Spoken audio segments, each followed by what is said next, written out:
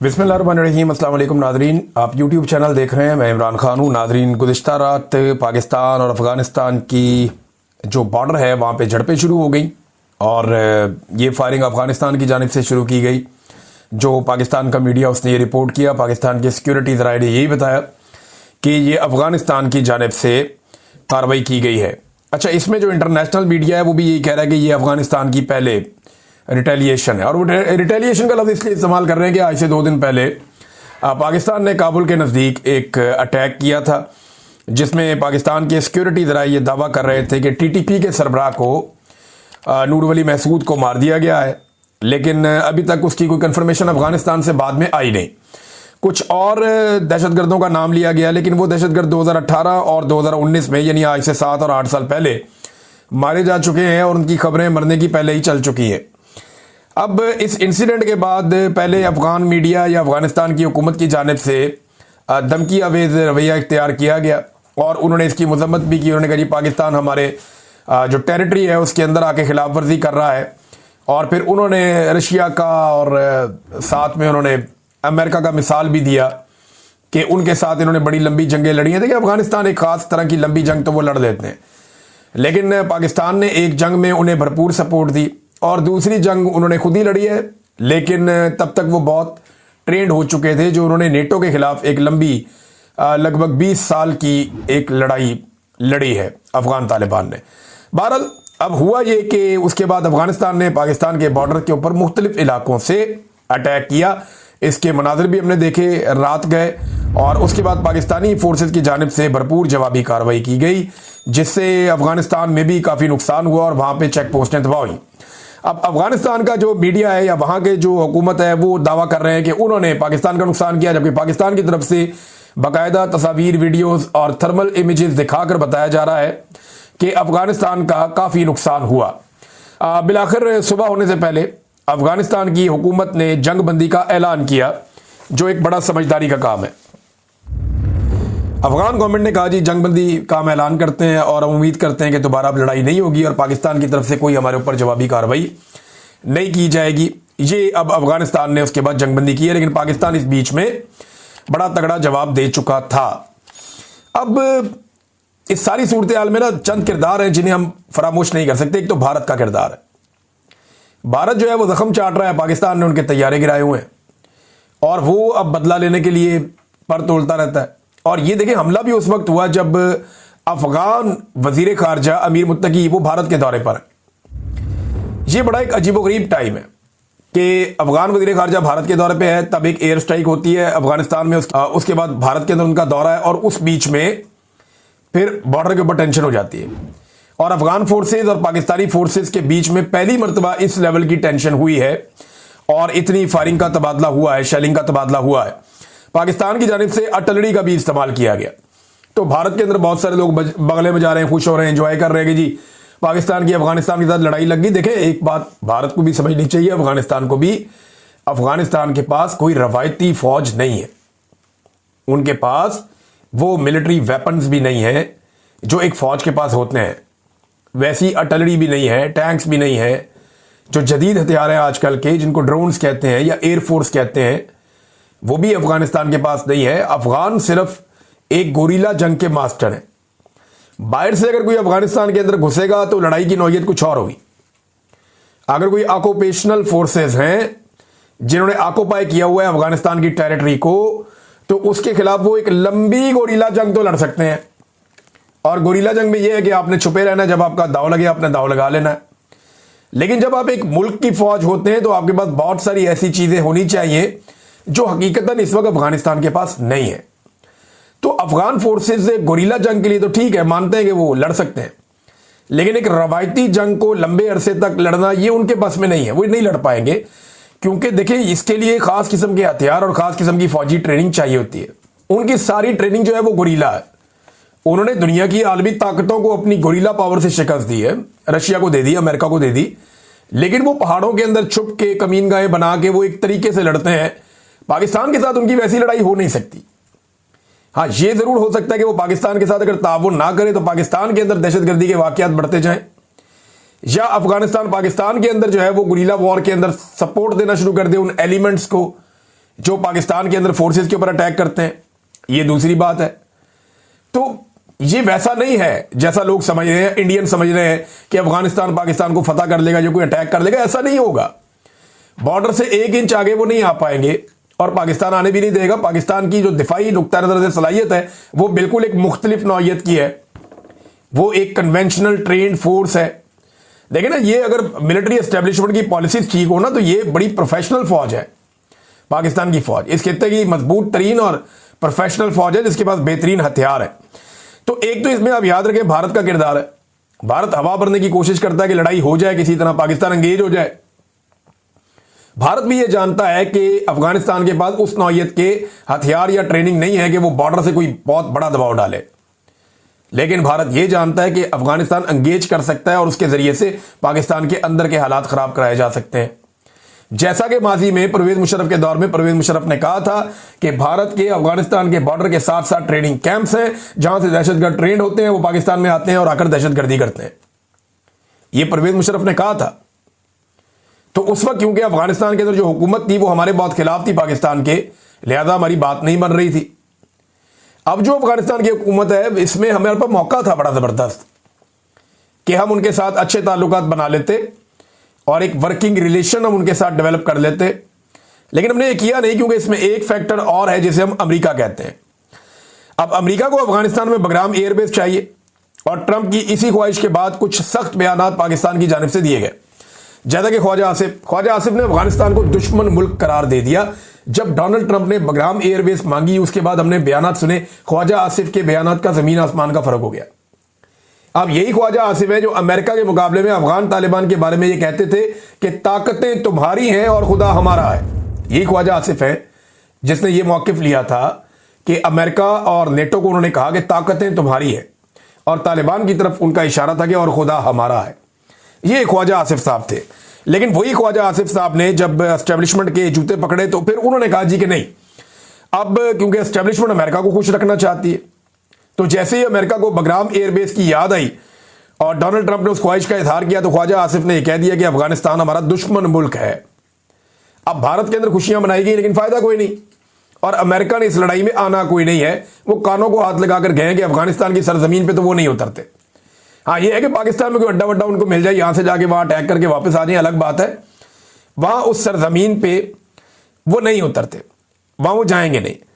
अब ट्रंप जो है, उसके बाद एक और मौका था गुज़िश्ता रात, तालिबान ने खुद ही जंगबंदी कर दी, वरना ट्रंप फायदा उठा सकता था और वो ये कह सकता था कि 1 साल में मैंने 9 जंगें रुकवाई हैं। इससे पहले वो 8 जंगों का दावेदार है। 9वीं जंग का भी मौका मिला हुआ था रात को। अगर ट्रंप को जगाकर ये कहा जाता, फौरी तौर पे ये कहा जाता कि जनाब आप इसमें मुदाखलत करें, तो फिर ये जंगबंदी भी अपने खाते में डोनाल्ड ट्रंप डाल सकते थे। अच्छा नाज़रीन, इसमें कुछ चीजें और हैं वो हमें याद रखनी पड़ेगी। गल्फ ममालिक जो है उनका बड़ा इंपॉर्टेंट रोल है, क्योंकि दोनों मुसलमान मुल्क हैं जिनमें लड़ाई हुई है। पाकिस्तान अफगानिस्तान को हमेशा अपना ब्रादर इस्लामी मुल्क कहता रहा है। पाकिस्तान ने बड़ी कुर्बानी दी है, बहुत बड़ी तादाद में अफगान मुहाजिरीन को पाकिस्तान में जगह दी है। जब रशिया ने अटैक किया तब भी, और जब अमेरिकन ने अटैक किया तब भी। ये मिलियंस के अंदर लोग पाकिस्तान में रहते रहे और वापस भी गए हैं। तो पाकिस्तान इनके साथ बेहतरीन ताल्लुकात बना सकता था, रख सकता था, लेकिन पाकिस्तान का वजीर खारजा जो बिलावल था, इमरान खान का रिजीम चेंज हुआ तो इमरान खान का नुक्ता नजर था कि अफगानिस्तान के साथ ऐसा ताल्लुक बनाया जाए कि दहशतगर्दी का मसला हमेशा खत्म किया जाए, और उस पर काम हो रहा था। लेकिन बिलावल ने पूरी दुनिया का ट्रैवल किया, अफगानिस्तान का ट्रैवल नहीं किया। और गल्फ ममालिक की जानिब से 2 ममालिक का स्टेटमेंट मेरे सामने पड़ा हुआ है, एक सऊदी अरब का और एक ओमान का। ओमान में जो है वो उनके बहुत बड़े जो आलिम हैं, जो सरकारी उनकी जानिब से, और दूसरी जानब सऊदी अरब का भी एक सरकारी स्टेटमेंट है, और उन दोनों ने जंगबंदी का कहा और दोनों ममालिक को कहा कि आप आपस में बातचीत कर लें। अब ये जो तालिबान है जिनके साथ पाकिस्तान की झड़प हुई है, ये पाकिस्तान ने तैयार की है, ये बात हमें याद रखनी पड़ेगी। अमेरिका के और गल्फ ममालिक के कहने पर, या नेटो ममालिक जो थे उनके कहने पर, हमने इन तालिबान को यहां पे तैयार किया था पाकिस्तान में, दुनिया भर से इनको इकट्ठा किया था। अफगानिस्तान से हम इनको यहां पे लेकर आए थे। ये पाकिस्तान के मदारिस में तालीम हासिल करते थे, पाकिस्तान को बहुत सारे डॉलर्स मिलते थे। हमने इनको ट्रेनिंग दी, इनको हथियार दिए, इनको हथियार चलाना सिखाया, इनको जंगी हिकमत अमली सिखाई। फिर ये अपने इलाकों में गए और ये लड़ते लड़ते बहुत ट्रेंड हो गए और इनकी तादाद बढ़ती गई। और अब ये इतने ताकतवर हो गए कि इन्होंने पूरी दुनिया की वहां फोर्सेस थी उन सबको इन्होंने शिकस्त दी और अफगानिस्तान छोड़ने पर इन्होंने मजबूर कर दिया। एक वक्त था ये सारे मुजाहिदीन कहलाते थे, कहा जाता था कि ये सारे हक पर खड़े हैं, हक बजानिब हैं, और ये तालिबान जो है ये हीरोज है। मुझे अच्छी तरह याद है एक मूवी हमने अपने बचपन में देखी थी, वो आपने नाम सुना होगा, सिल्वेस्टर स्टैलोन का, रैम्बो, रॉकी भी उसकी मूवीज है, रैम्बो भी उसकी मूवी है। आप अच्छी तरह चेहरा पहचान लेंगे, पाकिस्तान में बड़ा मकबूल है। इसकी जो रैम्बो थर्ड पार्ट आया था ना, थर्ड ब्लड रैम्बो का, उसमें ये आदमी अफगानिस्तान से अपने चंद लोगों को छुड़वाने के लिए आता है, जिनमें इसका एक कमांडर भी होता है। तो मुझे अच्छी तरह याद है कि ये जो रैम्बो थर्ड है, तीसरा हिस्सा जो उस फिल्म का तीसरा पार्ट, उसमें वो रशियन से लड़ता है रैम्बो, और अपने एक फौजी को छुड़ाना चाहता है वहां से, एक कमांडर को, और इस बीच में और लोगों को भी छुड़वाता है। तो जो तालिबान है उनको हीरो दिखाया गया कि तालिबान जो है वो हीरो थे और वो रशिया से लड़ रहे थे। लेकिन उसके बाद हमने देखा 2001 के बाद जो मूवीज बनी, पूरा एक बयानिया बना, उसमें यही तालिबान जो है वो गुंडे बन गए और ये विलन बन गए। इनके बारे में मशहूर हो गया कि नहीं, पहले ये हीरो हुआ करते थे, अब ये गुंडे हैं। पिछली फिल्मों के अंदर यही लोग जो हैं वो हीरोज थे, अब मौजूदा फिल्मों में यही लोग जो हैं वो विलन बन गए हैं। इमरान खान साहब का इस पर मौक़िफ़ क्या है, देखिए इस पर थोड़ी तवज्जो में देनी पड़ेगी। इमरान खान साहब कहते हैं कि अफगानिस्तान में जब अफगान तालिबान की हुकूमत आई तो पाकिस्तान को फायदा उठा के उनके साथ ताल्लुकात बेहतर करने चाहिए थे, दोनों तरफ के कबायली मुशरान को अपने साथ मिलाना चाहिए था, और खैबर पख्तूनख्वा की हुकूमत को एतमाद में लेते हुए इन सब के ताउन से दहशतगर्दों को खत्म किया जाना चाहिए था, दहशतगर्दी को जड़ से खत्म किया जाना चाहिए था, ताकि हमेशा के लिए यहां पे अमन कायम हो जाए। मगर मौजूदा मिलिट्री एस्टेब्लिशमेंट ने ताकत का रास्ता चुन लिया, जिससे मकामी अफराद खाइफ है। मैं आपको बताता हूं कि एक साबिक सफीर है अफगानिस्तान में, और ये बहुत सारे पाकिस्तान अफगानिस्तान की टॉक्स के अंदर इन्वॉल्व रहे, गवाह भी हैं ये जो कुछ इमरान खान के दौर में इसके बाद होता रहा। मंसूर अहमद खान साहब वो फरमाते हैं कि अफगानिस्तान के साथ बातचीत ही दहशतगर्दी के मसले का मुस्तकिल हल है।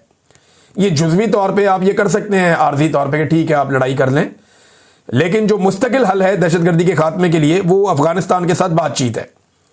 अमीर मुत्तकी जो वजीर खारजा हैं अफगानिस्तान के, वो भारत में मौजूद थे, तो उन्होंने भारत में भी एक बात कही है जो बड़ी हौसला अफजा है कि पाकिस्तान को एंगेज करना होगा, और यही सोच आगे बढ़ने का रास्ता है पाकिस्तान और अफगानिस्तान के बीच में। तो नादरीन, ये डेवलपमेंट्स हैं अफगानिस्तान और पाकिस्तान के बीच में, और दोनों तरफ देखें मुसलमान ममालिक हैं, आपस में मुसलमान ममालिक लड़ेंगे तो अच्छी बात तो नहीं है। कोई भी दो मुसलमान मुल्कों की आपस में लड़ाई हो तो ये किसी को भी अच्छा नहीं लगेगा। लेकिन पाकिस्तान जो है वो ये कहता है कि अफगानिस्तान से दहशतगर्दी पाकिस्तान में आ रही है, और अफगानिस्तान ये कहता है जी कि बहुत लंबे अरसे तक पाकिस्तान से जो है वो तैयार करके दहशतगर्द अफगानिस्तान में भेजे गए हैं। तो दोनों का एक दूसरे के ऊपर एक ही तरह का गिला शिकवा है, और दोनों ने जो ये काम किया है वो कोई अपनी ख्वाहिश के तहत नहीं किया। बहुत सारी अजीबोगरीब चीजें हुई। पाकिस्तान ने अमेरिका के लिए किया ये सब कुछ, और अपने बैरूनी आकाओं को खुश करने के लिए किया। अफगानिस्तान जो करता रहा, अफगानिस्तान की भी कोई अपनी सोच इसके अंदर मुझे नजर नहीं आती। तो दोनों ममालिक को होश के नाखून लेने चाहिए। अब यहां पाकिस्तान में कुछ लोग नफरत बेचना और बांटना शुरू हो गए हैं कि नमक हराम है, ये करो वो करो, मार दो, जान से मार दो। ऐसा नहीं चलता, ममालिक के बीच में चीजें गड़बड़ हो जाती हैं। पाकिस्तान का एक बहुत बड़ा दुश्मन मशरकी बॉर्डर के साथ बैठा है जिसका नाम भारत है। तो आपने अपने आप को हर तरफ नहीं फंसाना, आपने चाइना से, ईरान से, अफगानिस्तान से, तीनों ममालिक से अपने बेहतरीन ताल्लुकात रखने हैं। अगर भारत के साथ आपके ताल्लुकात अच्छे हो जाएं तो बहुत अच्छी बात है, अगर नहीं होते तो बाकी तीन ममालिक से आपके ताल्लुकात अच्छे होने चाहिए, बुरे ताल्लुकात नहीं होने चाहिए, और ये पाकिस्तान की हुकूमत की पॉलिसी होनी चाहिए। मगर देखें इस वक्त क्योंकि एस्टेब्लिशमेंट के दिमाग में और बहुत सारी चीज़ें चल रही होती हैं, और जब भी कभी एस्टेब्लिशमेंट की क़यादत के दिमाग में ये बात आ जाए ना कि उन्हें एक्सटेंशन चाहिए, तो फिर उन्हें कुछ दिखाई नहीं देता जब तक उन्हें एक्सटेंशन नहीं मिल जाती। सियासत में मुदाखलत अगर फौज ना करे तो मैं फिर आपको कह रहा हूं कि खित्ते की बेहतरीन फौज है, बेहतरीन हथियार हैं, लेकिन हर मसले का हल जो है वो लड़ाई नहीं है। मसाइल का हल जो है वो दिमाग से भी करना चाहिए, कोई चीज़ खारजा पॉलिसी भी होती है। नादरीन, तहरीक लब्बैक के बारे में जो डेवलपमेंट है वो मैं आपके सामने रख देता हूं। तहरीक लब्बैक का लॉन्ग मार्च जीटी रोड पर आगे की तरफ बढ़ रहा है, गुजरावाला की सराउंडिंग में कहीं पे इस वक्त होगा, और उनके ऊपर टॉर्चर भी किया जा रहा है, उनके लोग गिरफ्तार भी किए जा रहे हैं। बाद औक़ात ऐसे मनाज़र आते हैं कि तहरीक लब्बैक के लोग पुलिस को मार रहे हैं, बाद औक़ात पुलिस को घेरा डाल लेते हैं, बाद औक़ात पुलिस वाले छोड़कर चले जाते हैं, बाद औक़ात पुलिस वाले उन्हें मारते हैं, उनको गिरफ्तार कर लेते हैं। कोई 65 के करीब लोग इतला ये खबर के मुताबिक फिर गिरफ्तार कर लिए गए एक हल्ले में। तो गिरफ्तारियां हो रही हैं और 11 लोग शहीद हो गए, ये उन्होंने दावा किया तहरीक लब्बैक वालों ने। और उन्होंने कहा बहुत सारे लोगों को गोलियां भी लगी, सीधी गोलियां भी हमें मारी जाती हैं। इसमें एक खबर जो है वो मुझे, क्योंकि ये आपको खबर इसलिए बतानी है कि पिछले वीलॉग में मैंने आपको बताया कि साद रिजवी और उसकी फैमिली को, उसकी जो खवातीन है घर की और बच्चे, उन्हें उठा लिया था लॉ इन्फोर्समेंट ने। तो अच्छी बात यह है कि कुछ इतलात के मुताबिक इन खवातीन को छोड़ दिया गया, लेकिन इनको उठाना, खवातीन की तस्लील करना, चादर और चार दीवारी का तकद्दुस पामाल करना, ये इंतहाई मायूब बात है। फिर उनके घर के अंदर जिस तरह छापे मारे जा रहे हैं, ये घड़ी देखें, ये जनाब ये पैसे देखें, ये जनाब कैश पड़ा हुआ है ये देखें, यार ये तो आप किसी के भी घर में घुस जाए पाकिस्तान में ऐसे ही निकलेगा। गरीब आदमी की बात नहीं कर रहा, किसी भी मौलवी के घर में आप घुस जाए, किसी भी आप ऐसे बंदे के घर में घुस जाए जो दरगाह में या किसी मज़ार के पास रहता है या मज़ार का मतवली है, तो आपको घर में मिल जाएंगी चीज़ें। बेशुमार पीर फकीर है, उनके घरों में जाके आप देख लें, ये तो कुछ भी नहीं है जो पीरों के घरों में आपको मिलेगा। आप कानों को हाथ लगाएंगे, यहां तो आपको मिला ही कुछ नहीं है, कख नहीं मिला। मैं तो समझा अंदर तो कोई महल होगा और कोई बड़े हीरे जवाहरात होंगे, और ये तो कख नहीं है उसके मुकाबले में जो मेरे दिमाग में आ रहा था। तो ये हुकूमत को शर्म करनी चाहिए ये हरकतें करते हुए। अगर एक वफाकी वजीर के घर पे इजाजत दी जाए ना हमें कि बगैर बताए रेड करना और चीजें निकालनी है, तो वो कुछ निकलेगा कि पूरा निजाम कानों को हाथ लगाएगा। इनके ये पूरी एक जमात के सरबराह हैं, इनके घर से चीजें निकली जरूर हैं, लेकिन वैसे नहीं निकली जैसे सिंध में किसी एक ब्यूरोक्रेट के घर से निकल आती है। इतना माल निकलता है वहां पे। बहरहाल लॉन्ग मार्च आगे की तरफ बढ़ रहा है। उम्मीद है कि यह मामला अब हल हो जाएगा, क्योंकि तहरीक लब्बैक के बाद नौजवान तो हैं, वो मार खाने के लिए भी तैयार है, लेकिन उनके पास इतनी बड़ी लड़ाई लड़ने की कोई खास वजह नहीं है। दूसरा, एस्टेब्लिशमेंट के साथ उन्होंने एक अच्छे ताल्लुकात इस्तवार किए थे, और अगर ये लड़ाई और आगे बढ़ाते हैं तो फिर वो ताल्लुकात खराब हो जाएंगे। अब देखना यह है कि तहरीक लब्बैक कश्तियां चलाती है या नहीं चलाती, मामला यहां खड़ा है। खैबर पख्तूनख्वा में हुकूमत बनाने का मामला, तो कल पीर वाले दिन असेंबली का इजलास तलब कर दिया गया। स्पीकर आएंगे बाबर सलीम सवाती, वो सारे एमपीएस को इकट्ठा करेंगे और रोला डालेंगे ये लोग कि जनाब हमने अपना नया कायदे ऐवान मुंतखब करना है। ज्यादा चांसेस ये हैं कि पीर वाले दिन सुहेल अफरीदी को कानून और आइन के मुताबिक बन जाना चाहिए वजीर आला खैबर पख्तूनख्वा। लेकिन अब ये अफगानिस्तान के साथ जो झड़प है, अगर इसको जवाब बना के कोई इमरजेंसी लगा देगी तो फिर या किसी झड़प को या किसी दहशतगर्दी को या इन चीजों को बुनियाद बना के कोई इमरजेंसी, कोई गवर्नर राज, कोई इस तरह का अगर कोई चक्कर चला दिया गया चंद दिन मैनेज करने के लिए, तो फिर अगर ये किया गया ना तो खैबर पख्तूनख्वा के अवाम नाक में दम कर देंगे, जो मैं खैबर पख्तूनख्वा में फील लेकर आया हूं। अभी मुझे खैबर पख्तूनख्वा से निकले हुए भी लगभग कोई 7-8 माह हो गए हैं, शायद ज्यादा हो गए, 10-11 माह। तो इतना अरसा हो गया मुझे खैबर पख्तूनख्वा से निकले हुए। तो इतने अरसे में बहुत सारी चीजें बदल जाती हैं, बहुत सारी चीजें बदल जाती हैं इतने अरसे में, खुदा से इकबा हो गए। लेकिन ये चीज नहीं बदली। मैंने जितने लोगों से बात की है, लोग ऑपरेशन के शदीद खिलाफ हैं और वो अपनी हुकूमत के साथ खड़े होंगे। गंडापुर साहब मकबूल नहीं थे, लेकिन ये जो सुहेल अफरीदी की सूरत में इमरान खान साहब ने फैसला किया है, ये फैसला बड़ा मकबूल है। और जितने भी आपके कबायली इलाकों के मुशरान हैं वो इकट्ठे हुए और उन्होंने जरगा किया, और जरगा करके उन्होंने कहा जी ये हमारा वजीर आला है, हमें रिलीफ मिला इस बात से कि हमारे बच्चे को वजीर आला बनाया इमरान खान ने। पहली मरतबा हमारे कबायली इलाकों का कोई बच्चा वजीर आला खैबर पख्तूनख्वा बनने जा रहा है, बहुत बड़ी बात है। लिहाजा उन्होंने कहा कि हमें ये कबूल है और हम ये करवाएंगे और हम अपनी पूरी सपोर्ट देंगे। तो ये एक चैलेंज है एस्टेब्लिशमेंट के लिए कि वो इसको कैसे रोकती है, और दूसरी तरफ चैलेंज है पाकिस्तान तहरीक इंसाफ के लिए कि वो इसको कैसे